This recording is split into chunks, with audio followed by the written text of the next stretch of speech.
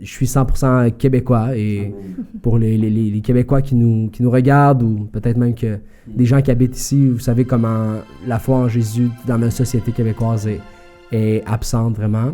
J'ai grandi sans Dieu, j'ai été exposé à plein de choses dans mon enfance, mais je dirais principalement des choses reliées à la sexualité. Suite à la séparation de mes parents, ma mère m'a amené dans les camps de nudistes. Quand on est camping où les gens sont tout nus, ça fait quelque chose à un enfant, puis ça fait des traumatismes. Puis je me souviens encore que j'avais déjà une forme de désir, une forme de honte à être exposé à ces choses-là. C'est fou, un enfant de 5, 6, 7 ans qui a du désir pour les femmes plus vieilles, qui est attiré par les corps. Donc déjà, ça m'a ouvert à vraiment au démon de l'impureté, en fait. C'est ce qui a fait que j'ai tombé rapidement dans la masturbation. Et, après ça, je suis tombé dans la pornographie pendant, je dirais, à partir de l'âge de 13 ans jusqu'à ce que je rencontre Sandra, en fait, à l'âge de 22 ans. J'étais à tous les jours, vraiment. Longtemps été dans le nouvel âge. Je sais pas si tu connais c'est quoi la spiritualité New Age. Tu sais, tout ce qui est méditation, énergie, yoga même, ça en fait partie. Les chakras. T'as-tu déjà entendu parler de... En tout cas, c'est quelque chose qui est très tendance aujourd'hui. Ouais, puis c'est rendu popularisé, normalisé. Donc, j'ai commencé à faire de la magie blanche. J'ai commencé, en fait, à avoir des idées noires. Puis c'est là que j'ai commencé, en fait, à vivre mes premières dépressions. J'avais 15 ans. Puis, en fait, j'ai commencé aussi à mutiler mon corps. Donc, je me blessais le corps, avec souvent des objets comme des couteaux et tout ça. J'ai déjà voulu comme mettre fin aussi à ma vie, mais j'ai jamais été capable de le faire. Je sais que c'est Dieu qui m'a gardée. Aujourd'hui, je sais que c'est lui qui m'a gardée. Donc, pour moi, c'était j'ai tombé dans la débauche. Donc, j'ai commencé à devenir ce genre de fille. Je m'habillais vraiment de façon très provocante. Vers l'âge de 17 ans, je crois, si c'est pas avant, j'ai commencé à faire mes premières fausses cartes. Puis je rentrais dans les bars et tout ça. Donc vu que j'allais dans les bars, j'ai été exposée à l'alcool. Donc j'ai pris l'alcool. J'ai pris des drogues aussi. J'ai pris plusieurs sortes. Au début, c'était plus la marijuana. Ensuite, je suis allée avec l'ecstasy. Ouais, le speed aussi. Puis le plus fort que j'ai fait, c'était la cocaïne. J'utilisais aussi les drogues pour essayer de rester mince, puisque j'avais eu beaucoup d'intimidation. Moi, je me considérais pas une belle femme, puis je trouvais que j'étais pas satisfaite de mon corps, donc j'utilisais aussi les drogues pour me garder, en fait, mince. Moi, en fait, j'ai grandi dans une famille où il y a 2 religions. Donc, il y a la religion catholique, puis l'islam. Mes parents, au début, en fait, c'est ça, ils m'avaient montré chacun leur religion, mais quand ils ont vu que j'ai commencé à mêler les deux, là, ils ont arrêté. Tu sais, plus que je grandissais, en fait, on m'avait arrêté de me parler de Dieu, puis moi, j'ai connu toujours Dieu un peu comme un père, un père fouettard, comment je pourrais dire ça, un Dieu que je devais avoir peur de lui, en fait. Tu sais, c'est ça, je devais avoir peur d'aller en enfer, je devais avoir peur parce qu'il doit me punir. Puis avec tout ce que j'ai vécu, en fait, là, dans mon adolescence et tout ça, moi, je me suis dit, gars, moi, je suis athée, moi, je crois pas en Dieu.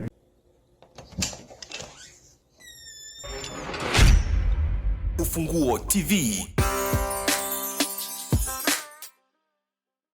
Ndio watazamaji wa Ufunguo TV, tunawasalimu katika jina la Yesu Kristo. Ndugu yenu hapa asifiwe, iko na mbele zenu, na baada ya muda mrefu ambao tulikuwa tukiwaletea vipindi mbalimbali na tumechukua pose fulani ambayo tulichukua, lakini tumerudi tena kuwaletea mambo mazuri, na siko peke yangu. Niko na ndugu zangu wageni ambao niliwaita katika siku ya leo. Basi bila kukawia nitawapatia neno. Comme ça, l'émission d'aujourd'hui va se passer en français parce que vraiment c'est vraiment un témoignage que nous allons recevoir aujourd'hui, et nous invitons tous les francophones qui puissent vraiment écouter cette émission vraiment attentivement, parce que ça va être vraiment très bénissant et Dieu va se glorifier vraiment dans chaque personne qui va écouter ce témoignage. Donc, sans tarder, j'ai vraiment un couple très aimé, vraiment un couple très inspirant, vraiment pour moi, un couple chrétien, un couple qui est bien passionné par Jésus-Christ, vraiment qui aime le Seigneur, vraiment de tout leur cœur. Alors, sans tarder, je vais leur donner la parole de se présenter juste par les noms, puis après ils vont nous dire qu'est-ce qu'ils font dans le ministère en Jésus-Christ, dans l'église en fait. Je commence à ma gauche ici, par les frères ici. Bienvenue frère. Amen. Soyez Amen. bénis. Donc, moi, je m'appelle Anthony. Je suis un enfant de Dieu, né de nouveau depuis 3 ans, par la grâce du Seigneur. Donc, oui, c'est ça. Je suis un serviteur de Dieu dans l'église Le Reste de sa Grâce à Québec. Puis, qu'est-ce que je fais comme ministère? En fait, je suis diacre. Je participe à l'administration. Puis, moi et ma femme, on fait aussi l'évangélisation. Oh, gloire à Dieu. Waouh, c'est vraiment très bénissant. Et la sœur ici? Amen. Donc, soyez bénis. Merci beaucoup pour l'invitation. Moi, je me nomme Sandra. Je suis servante de l'Éternel. Je suis enfant de Dieu. Puis, comme disait mon mari, on sert dans le ministère d'évangélisation. Puis, on sert, en fait, notre Seigneur à l'Église, le reste de sa grâce à Québec. Amen, amen. Dieu est bon. Donc, vous écoutez, mes frères et sœurs, qui est vraiment, c'est un couple qui est sauvé, qui est vraiment passionné par Jésus-Christ. Amen. Alors, je voulais savoir, parce qu'à chaque personne a, comme on dit en anglais, c'est background, le background. passé. Oui. Et je voulais savoir comment ça arrivait de connaître Jésus-Christ, parce que c'est pas juste comme ça, là, ça arrive qu'on change, non. Il faut des processus, des fois, nanana. Comment ça arrivait, Anthony, qui t'a donné la vie en Jésus-Christ? Amen. Ben, nous, c'est sûr qu'on a une très longue histoire, puis on n'a pas le choix de retourner vraiment à l'enfance. Donc, je vais commencer par vous partager un petit peu ce que j'ai vécu dans l'enfance. Donc, moi, contrairement à plusieurs chrétiens qui ont peut-être grandi dans une famille où Dieu était présent ou qui ont été inculqués dans la foi, moi, j'ai grandi dans une famille où Dieu était complètement absent. Mes parents se sont séparés à l'âge de 4 ans.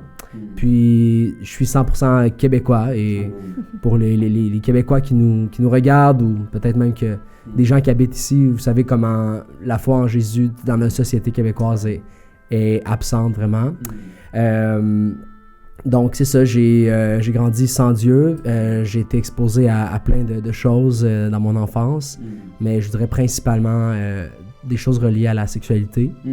Donc, très tôt, suite à la séparation de mes parents, ma mère m'a amené dans les camps de nudistes. Donc, des campings où les gens sont tout nus. Et à partir d'une certaine température à l'extérieur, t'as pas le choix, là. T'es vraiment tout nu. Donc, j'ai fréquenté ces camps-là, je dirais, de l'âge de 5 ans jusqu'à 8 ans. Presque tous les fins de semaine. Puis, je vous dirais que autant ça peut avoir l'air banal pour des gens dans le monde, mais ça fait quelque chose à un enfant. Puis ça fait des traumatismes. Puis je me souviens encore que j'avais déjà une forme de désir, une forme de honte à être exposé à ces choses-là. C'est fou, un enfant de 5, 6, 7 ans qui a du désir pour les femmes plus vieilles, qui est attiré par les corps. Donc déjà, ça m'a ouvert à vraiment au démon de l'impureté, en fait. J'ai eu un grand démon de l'impureté, plusieurs, en fait, sur ma vie. Ce qui a fait que j'ai tombé rapidement dans la masturbation. Même, je me souviens, à l'âge de 10 ans, en 4e année, je suis allé dans les toilettes de l'école. Et je m'étais touché. Donc, vraiment, il y avait quelque chose de très... comment on dit ça, qui m'écrasait vraiment à l'intérieur par rapport à la sexualité. Puis après ça, je suis tombé dans la pornographie pendant, je dirais, à partir de l'âge de 13 ans jusqu'à ce que je rencontre Sandra, en fait, à l'âge de 22 ans. J'étais à tous les jours, vraiment. À tous les jours, pratiquement. Puis j'avais essayé par moi-même. Puis moi, je me souviens, j'étais pas croyant, mais j'avais promis à Dieu, je vais arrêter. Puis je suis retombé. Mais oui, exactement. C'est ça. Déjà dans mon cœur d'adolescent, il y avait quelque chose. Et je croyais un peu en Dieu, mais à une force supérieure. Mais j'ai pas été arrêté. J'ai pas réussi à arrêter, en fait. c'est que j'ai pas été de la bonne manière. J'ai pas dit, Seigneur, prends le contrôle. J'ai dit, je vais le faire pour toi ou je vais arrêter. Il a promis. Ouais, c'est ça, mais ça l'avait pas fonctionné. Ce qui a fait en sorte que... Donc, en fait, c'est ça, j'ai été exposé à toutes ces choses. Puis, faut dire aussi que moi, je suis un enfant unique. J'ai grandi, donc élevé par ma mère. Et j'ai jamais eu vraiment de modèle paternel. Mon père était pas très présent dans ma vie. Il était beaucoup dans les parties, l'alcool. D'ailleurs, mon père a eu des problèmes avec l'alcool aussi, l'alcool au volant et tout. Donc, ce qui fait que je ne savais pas vraiment comment m'intégrer avec des amis. J'ai pas eu d'amis vraiment. Puis moi, je disais tout. Je disais aux gens que j'allais dans les camps de nudistes. Donc, les gens riaient de moi, tu comprends? Donc, j'étais naïf. Donc, j'ai pas eu vraiment d'amis jusqu'à l'âge de 15 ans ou 14 ans. Où ce que j'ai fait, j'ai dit, je me lève debout, puis je vais me faire des amis, puis je me suis intégré avec les cools, avec ceux qui m'intimidaient. J'ai voulu faire partie de cette gang-là. Puis, j'étais jamais vraiment un des leurs. Tu comprends? J'étais accepté, toléré, mais j'avais toujours encore l'intimidation. Puis, tout ça a créé vraiment des blessures dans ma vie, là. Puis, par la suite, une autre chose vraiment que je dois dénoter de mon témoignage, c'est que j'ai longtemps été dans le nouvel âge. Je sais pas si tu connais c'est quoi... la spiritualité New Age, tout ce qui est méditation, énergie, yoga même, ça en fait partie. Les chakras, t'as-tu déjà entendu parler en tout cas, c'est quelque chose qui est très tendance aujourd'hui. Ouais, puis c'est rendu popularisé, normalisé. Mais moi, je peux juste dire d'entrée de jeu que ça vient de l'ennemi. Ça vient vraiment de Satan, puis en tant qu'enfant de Dieu, on doit se tenir loin de ces choses. Tout ce que la Bible condamne, même la Bible condamne explicitement, tout ce qui est astrologie, tirer des cartes, ça en fait partie aussi. On allait visiter les gens qui tiraient les cartes. Ouais. Puis l'astrologie, c'était très important. Et j'ai même fait une initiation ça s'appelle du Reiki. C'est de la thérapie par les mains. Fait que c'est toi-même qui guéris un peu les gens. Fait que tu te fais Dieu, là, réellement. Là, tu guéris leur passé, même leur maladie ou leurs maux. Tu essaies de... C'est ça, avec les mains. Exactement. Puis, moi, c'est ça. J'avais toujours été quelqu'un d'attiré par la philosophie, par la pensée. Donc, très jeune, en fait, au début de l'âge adulte, après le cégep, j'ai commencé un certificat, à l'université en philosophie. Et ça s'appelait Certificat sur les œuvres marquantes de la culture occidentale. Puis, l'œuvre la plus marquante, c'est la Bible. Donc, j'ai été en contact pour la première fois véritablement avec les Écritures là. Puis dans ce temps-là, j'étais dans le nouvel âge, mais je croyais pas au Dieu de la Bible, mais je croyais à un Dieu, une force supérieure, une énergie, un Dieu impersonnel. Mais pas un Dieu personnel, avec qui tu peux avoir une communion, une relation. Mais c'est drôle de noter que dans notre groupe de 25, on était seulement 2 à croire en Dieu. Il y avait un chrétien ou catholique, puis il y avait moi. Puis on était comme vraiment à part.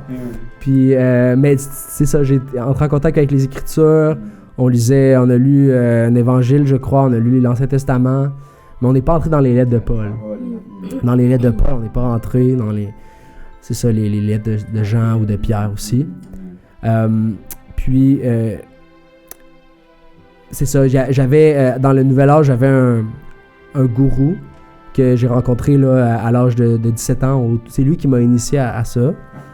C'est un homme que j'ai rencontré qui est très rapidement devenu pour moi un mentor, comme un substitut de père aussi. Et un gourou, c'est ça, il m'enseignait des choses sur la réincarnation, sur qu'est-ce que tu dois faire pour atteindre l'illumination. Parce que ça, c'est un concept qui est bouddhiste, mais c'est très présent dans l'hindouisme, dans le Nouvel Âge.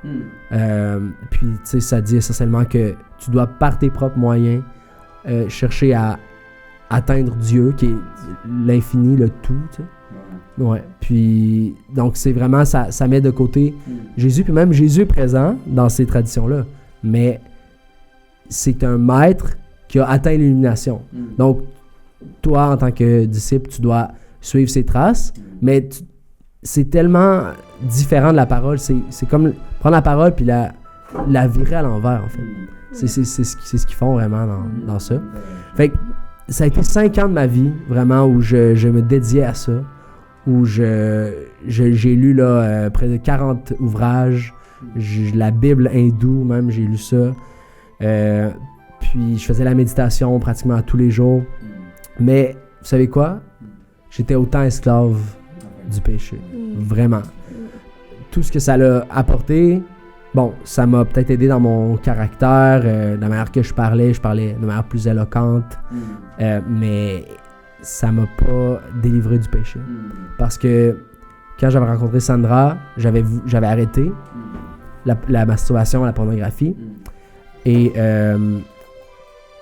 malgré moi, on pourrait y revenir, là, je vais lui céder la parole bientôt, mais malgré moi, j'étais retombé. Puis ça, c'était avant qu'on donne vraiment notre vie au Seigneur. J'étais retombé dans son dos, j'étais retourné sur ces choses, voir des femmes et tout. Puis j'étais vraiment pas bien à l'intérieur. Puis j'ai juste été forcé de constater que tu peux pas te sauver toi-même. Tu peux pas par tes propres moyens, peu importe comment tu travailles, peu importe la discipline que tu te mets, tu peux pas vaincre le péché. Vraiment, c'est seulement le Seigneur Jésus qui te délivre du péché. Amen. Amen. Alors, mais avant de passer à la séance, oui, amen. Je voulais savoir, alors à travers tout cela, à travers la pornographie que tu as commis, que tu as pratiqué, la nouvelle âge, et tout ça, en tout cas tous les crimes du nouvel âge, comment ça arrivé alors de connaître Jésus-Christ vraiment véritable, le Dieu véritable? Comment tu l'as fait? Comment tu as abouti après ça? Ouais, ben c'est ça, comme vu que c'est un long témoignage, je me disais qu'on pourrait laisser ma femme parler de son... Parce que c'est quelque chose qu'on a vécu ensemble. C'est vraiment, on a donné notre vie ensemble, on est venu au Seigneur ensemble. Puis il y a des choses à dire sur notre rencontre, ce qu'on a vécu en tant que famille, que j'ai pas encore touché, que j'aimerais qu'on puisse toucher avant de dire... Mais on va y revenir, c'est certain. Super, c'est super. Bon? Amen. Donc, on va donner à la sœur Sandra de nous dire aussi son background aussi, comment elle vivait avant de connaître Jésus-Christ. Amen. Bienvenue, ma sœur. Amen. Merci. Amen. Donc, moi aussi, il faut vraiment que je retourne à l'enfance avant qu'on puisse embarquer sur les points qui vont nous amener tranquillement à notre Seigneur. Amen. Dans le fond, moi, je suis une réfugiée de guerre de l'ex-Yougoslavie. Je suis arrivée ici à l'âge de 6 ans avec mes parents. Okay. Donc, quand je suis arrivée ici, ma mère était enceinte de 8 mois. On est arrivé ici avec une seule valise. On fuyait vraiment notre pays qui était en guerre, en fait. Mon père voulait nous offrir une meilleure vie, surtout parce qu'il voyait que j'étais vraiment très bouleversée, traumatisée. Vivre dans la guerre, c'est vraiment pas facile. On a vécu 3 ans dans la guerre. Donc, tu sais, il voyait que ça affectait, en fait... m'affectait moi, puis vu que ma mère était enceinte, il ne voulait pas offrir cette vie-là. Donc, il a fait le meilleur choix pour sa famille. C'est sûr que c'est pas facile de quitter son pays, d'arriver, de tout laisser derrière soi pour recommencer à nouveau. Mais Dieu avait un plan. Mais ça, on va y revenir plus tard. Amen. Donc, quand je suis arrivée ici, c'est ça. Donc, au début, ça allait quand même plutôt bien, malgré que mon père disait que j'avais déjà changé un peu d'attitude et tout ça en arrivant ici. Donc, très jeune, au primaire, j'ai commencé à avoir de l'intimidation. Donc, vu que je venais d'un autre pays, vu que mon nom de famille, c'était différent, vous savez, les enfants, ils se moquent souvent, ils trouvent toutes sortes de raisons, en fait, pour se moquer des autres. Donc, il a commencé à se moquer de mon nom de famille, puis j'ai commencé à développer, je vous dirais, tranquillement, de l'anxiété. Tu sais, quand on venait à nommer parce qu'on devait se présenter quand on était jeune à l'école, puis quand que ça venait de plus en plus en moi, je commençais à avoir le cœur qui débattait, je commençais à me sentir stressée, puis je voulais pas. En fait, j'avais peur de dire mon nom de famille, parce que dès que je disais mon nom de famille, les enfants, ils se moquaient de moi. Donc, tu sais, c'était pas facile. Donc, plus que j'ai commencé à à vieillir, plus que, en fait, l'intimidation devenait de plus en plus grande. Puis on commençait, en fait, à se moquer de moi aussi par rapport à mon physique. Donc, on a commencé à vraiment se moquer de moi de plein de choses. Puis, j'ai commencé aussi, là, à développer une grande anxiété sociale, en fait. Là. Je ne sais pas si tu sais c'est quoi une anxiété sociale. C'est, ça a commencé tranquillement par les exposés oraux. Vu qu'on se moquait de moi, j'arrivais en avant, en fait, je commençais à trembler, des fois à pleurer même, parce que j'avais peur. Puis là, on se moquait encore plus de moi. Donc, tu vois, c'était comme une roue, en fait, sans fin. Là. Puis, donc, vu que j'avais de l'intimidation et tout ça, puis vu qu'on se moquait beaucoup de mon apparence, donc j'avais pas beaucoup de succès auprès des garçons. Donc j'ai commencé, en fait, là, j'avais une revue d'adolescents là, que mes parents étaient abonnés. C'était une revue cool, en tout cas ça s'appelait comme ça. Puis dedans, en fait, il y avait plein de choses pour les adolescents, mais il y avait aussi des sortilèges pour rendre les gens amoureux de toi. Fait que là, j'ai commencé à être attirée par ça. Je me suis dit, ben ça va être le seul moyen pour que quelqu'un soit attiré par moi. Que j'ai un copain, en fait. Donc, j'ai commencé à faire de la magie blanche. Puis, vous savez très bien que ça n'a pas marché.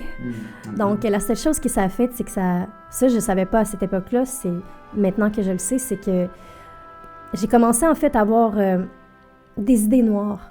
Puis c'est là que j'ai commencé, en fait, à vivre mes premières dépressions. J'avais 15 ans. Puis, en fait, j'ai commencé aussi à mutiler mon corps. Donc, je me blessais le corps avec souvent des objets comme des couteaux et tout ça. Donc, j'ai déjà voulu comme mettre fin aussi à ma vie, mais j'ai jamais été capable de le faire. Je sais que c'est Dieu qui m'a gardée. Aujourd'hui, je sais que c'est lui qui m'a gardée.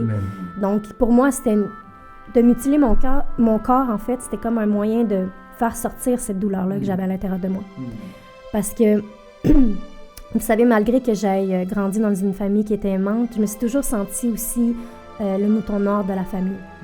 Donc, je me sentais aussi, tu sais, pas aimée, puis j'ai toujours eu un vide aussi à l'intérieur de moi, que j'essayais, en fait, de combler, là. OK? J'avais aussi remarqué à l'école que les personnes, les filles, en fait, qui étaient le plus aimées, c'était les belles filles, donc les filles populaires et tout ça. Donc, puisque moi, je me considérais pas comme une belle fille, je vivais beaucoup d'intimidation, donc j'avais vraiment perdu totalement confiance en moi. J'avais remarqué aussi que ces filles-là s'habillaient souvent de façon provocante, puis c'était des filles souvent dévergondées, hein, c'est les filles populaires et tout ça. Donc, je me suis dit, à défaut d'être une fille belle, donc je vais devenir cette fille dévergondée. Donc, j'ai débarqué, j'ai tombé dans la débauche. Donc, j'ai commencé à devenir ce genre de fille. Je m'habillais vraiment de façon très provocante. Vers l'âge de 17 ans, je crois, si c'est pas avant, j'ai commencé à faire mes premières fausses cartes. Puis, je rentrais dans les bars et tout ça. Donc, vu que j'allais dans les bars, j'ai été exposée à l'alcool. Donc, j'ai pris l'alcool. J'ai pris des drogues aussi. J'ai pris plusieurs sortes. Au début, c'était plus la marijuana. Ensuite, je suis allée avec l'ecstasy. Le speed aussi. Puis, le plus fort que j'ai fait, c'était la cocaïne. J'utilisais aussi les drogues pour essayer de rester mince. Puisque j'avais eu beaucoup d'intimidation. Moi, je me considérais pas une belle femme. Puis je trouvais que j'étais pas satisfaite de mon corps. Donc, j'utilisais aussi les drogues pour me garder, en fait, mince. Donc, j'ai essayé de combler ce vide à l'intérieur de moi par la drogue, l'alcool, puis la débauche. C'est ça. Donc, je suis tombée dans l'impureté aussi. J'ai essayé de me faire... Je me sentais comme aimée par les hommes en faisant ces choses-là. Donc, mais c'était pas de l'amour, tout ça. Donc, j'ai été, je vous dirais... Donc, là, j'essaie de me souvenir, là, mais je dirais 17 ans à 19 ans, vraiment dans ces années de débauche. J'ai vraiment... ça n'a vraiment pas été facile avec ma famille qui a vécu tout ça. J'ai vraiment été pas correcte avec eux. J'ai pas été correcte avec mon frère aussi. Mon frère, en fait, depuis que je suis très jeune aussi, j'ai eu beaucoup de jalousie par rapport à lui. Je sais que mes parents me traitaient de façon égale, mais je me suis toujours sentie comme si c'était l'enfant aimé et moi, j'étais pas. C'est pour ça que je me suis sentie le mouton noir. Je trouvais que j'avais pas ma place, puis je sais que j'ai souvent dit à ma mère, puis ça l'a vraiment beaucoup blessée. J'ai souvent dit, je t'ai jamais demandé de me mettre au monde, je voulais pas être ici. Je sais que c'est terrible pour une mère, tout ça, là, mais je vivais beaucoup de souffrance à l'intérieur de moi. Donc, vers l'âge de 19 ans, j'ai rencontré en fait le père de mes premiers 2 enfants. Puis là, je voulais cesser de vivre ça. J'ai commencé, en fait, parce que quand j'ai commencé à prendre la cocaïne, j'ai commencé à avoir mes premières crises de panique. Ça, je sais pas si tu sais c'est quoi. Ça, en fait, c'est comme avoir une crise cardiaque. Okay. C'est ça, en fait. Là. Donc, j'ai commencé... Mais ton cœur lâche pas, mais tu te sens comme si tu allais mourir. C'est ça. Puis moi, je me suis dit, mon Dieu, je peux pas... Mais j'ai pas dit mon Dieu, là, mais j'ai dit, tu sais... Tu connaissais pas les dieux. Non, exactement. Tu sais, moi... Puis c'est ça, je voulais dire aussi, j'ai oublié de le mentionner. Moi, en fait, j'ai grandi dans une famille où il y a 2 religions. Donc, il y a la religion catholique puis l'islam. Mes parents, au début, en fait, c'est ça, ils m'avaient montré chacun leur religion, mais quand ils ont vu que j'ai commencé à mêler les 2, là, ils ont arrêté. Tu sais, plus que je grandissais, en fait, on m'avait arrêté de me parler de Dieu, puis moi, j'ai connu toujours Dieu un peu comme un père, pas un père fouettard, comment je pourrais dire ça, un Dieu que je devais avoir peur de lui, en fait. Tu sais, c'est ça, je devais avoir peur d'aller en enfer, je devais avoir peur parce qu'il doit me punir. Puis avec tout ce que j'ai vécu, en fait, là, dans mon adolescence et tout ça, moi, je me suis dit, gars, moi, je suis athée, moi, je crois pas en Dieu. Tu sais, si vraiment il y avait un Dieu, il m'aurait pas fait vivre. Je veux rien avoir à faire avec. C'est ça, fait que je me suis dit, non, moi, je crois pas en Dieu, Dieu est pas réel, parce que sinon, j'aurais pas vécu tout ça. Mais le problème, c'était pas Dieu, c'était moi. Mais ça, je le savais pas à cette époque-là. Donc c'est ça, fait que j'avais commencé à développer aussi plus d'anxiété, en fait, lorsque je prenais la drogue et tout ça. Donc, je continuais à avoir des dépressions. Là, j'avais un état, en fait, anxio-dépressif. Donc, ça allait d'anxiété-dépression tout le temps. Là.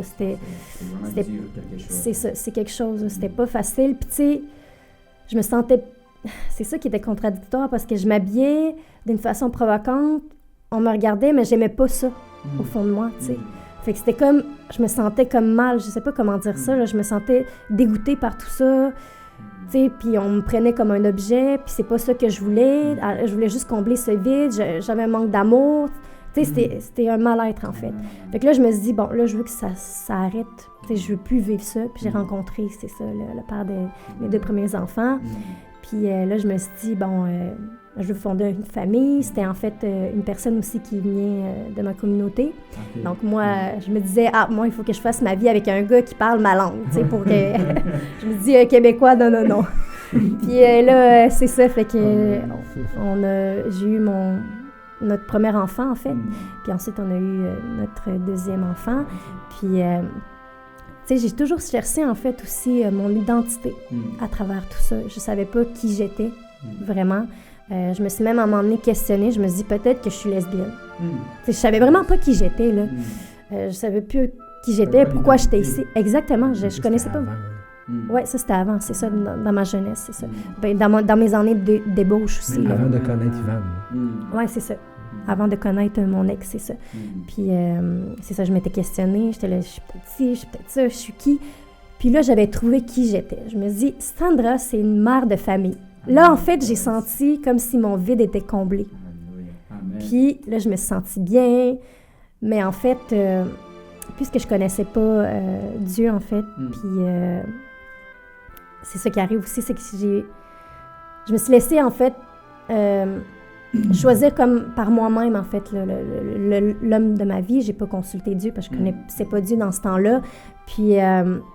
en fait, c'est aujourd'hui que je vois ça, que Dieu m'avait montré dès le début que cet homme-là n'était pas pour moi. Dès le premier mois que j'étais avec lui. Il s'est passé quelque chose, mais moi, j'ai juste fermé mes yeux parce que je voulais absolument... c'est avant que j'aille des enfants. Je voulais absolument fonder une famille, puis je me disais, c'est l'homme pour moi, tu sais, non. Puis donc, vu que j'ai choisi ma propre voie, c'est ça qu'on fait, en fait, quand on ne connaît pas Dieu et tout ça, quand on n'est pas avec lui, c'est qu'on choisit de suivre notre propre voie, selon nos propres désirs. Moi, j'avais ce désir-là de combler ce vide, d'avoir une famille. Donc, je suis allée avec lui, j'ai fermé les yeux, il s'est passé d'autres choses aussi, puis j'ai été 9 ans, en fait, à vivre une relation quand même très difficile. J'ai été 9 ans, sur ces 9 années, là, ça a été 9 années de tristesse, je pourrais dire, là, quasiment, là, à part la naissance des enfants et tout ça. Là. Je sentais que ce vide était comblé vu que j'étais une mère, tu comprends, que j'avais formé une famille et tout ça. Puis après, je vous dirais vers la 7e, 8e année, en tout cas, c'était de plus en plus pire, en fait. Là. Puis j'ai comme ressenti comme si mon vide à l'intérieur de moi se rouvrait à nouveau. Mais en fait, il a toujours été ouvert, hein, on s'entend. C'est juste que j'avais l'impression, moi, j'ai juste essayé par... bien caché. Exactement. C'est ça. Puis tu sais, j'ai essayé diverses choses pour le remplir, ce vide-là. Puis c'est ce que chacun de nous aussi fait, là. C'est qu'on comble ce vide avec plein de choses quand on n'est pas notre Seigneur, quand on n'est pas Dieu, en fait. C'est qu'on essaie de le combler, ce mal-être-là. Parce qu'on a un vide, en fait, en forme de Dieu. Puis donc, c'est ça. Fait que mes enfants allaient à la garderie, puis justement, il y avait une fille à la garderie que j'étais devenue amie, en fait, avec elle. Puis elle elle commençait à s'ouvrir dans le nouvel âge. Puis, puisque je me sentais pas bien et tout ça, tu sais, on se parlait et tout ça, puis elle me parlait, en fait, de la méditation. Elle me disait que c'est quelque chose qui faisait du bien parce qu'elle allait à des cours de méditation. Puis j'ai commencé, en fait, un peu, à force qu'on se parle, à m'ouvrir un peu, à regarder. Puis je me suis dit, c'est bien, tu sais, le nouvel âge, en fait, il n'y a pas de Dieu. Il y a comme une énergie supérieure. Tu es ton propre Dieu. C'est ça, exactement. Puis moi, je me suis dit, bon, moi, je suis athée, moi, je ne crois pas en Dieu, donc, go. Cette amie, en fait, elle m'a invitée, elle disait, la méditation, ça va te faire du bien et tout ça. Donc, je me suis dit, bon, pourquoi pas, tu sais, parce que je vivais, en fait, beaucoup de souffrance là, dans mon couple, puis je voulais m'en sortir, tout ça, puis je me suis dit, pourquoi pas l'essayer, en fait. Là. Donc, je vais laisser, pour le reste, céder la parole à mon mari pour raconter la suite de l'histoire.